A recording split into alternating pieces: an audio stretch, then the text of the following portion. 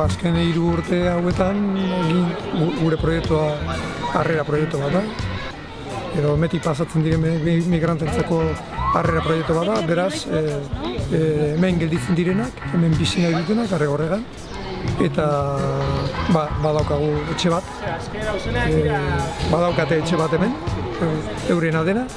Eta gu eurekin batera egiten duguna da gestionatu etxe hori. Hainbat ekitaldi egin izan ditugu, euren bizitza errotzeko herri honetan, udaletxean errotatu, herriko zerbitzu guztietan sarrera egin,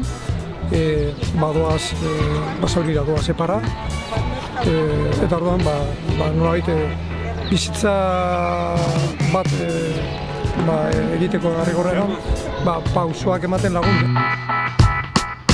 Diru iturri bat bilatzeko asmoz, baita ere montatu dugu bizeskola proiektua. Komertzio bat montatu da hemen, eurak gestionatzen dutena, bizikletak konpondu, saldu, eta hori bihurtu da diru iturri bat ere eurentzako.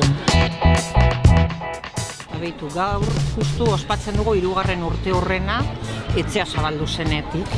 Eta orduan oso momentu garrantzizkoa da, ze hemendik aurrera, 3 urtetik aurrera nolabait olako regularizazio bidea jorratuko dugu.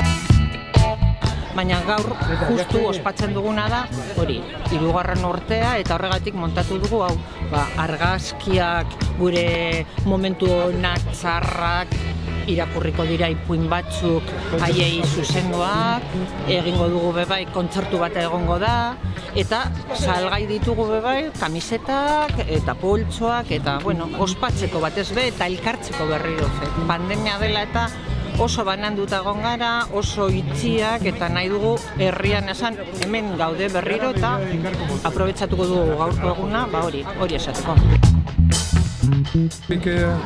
Importantena izango litzateke 3 urte gintituzela hemen lortzea bere egoera pertsonala, paperen kontu hori tomatua, nolabait aurrera ateratzea eta hori nolabait ilegalak diren orain ilegalak diren moduan bere paperekin legal bihurtzea bere egoera hemen herrian.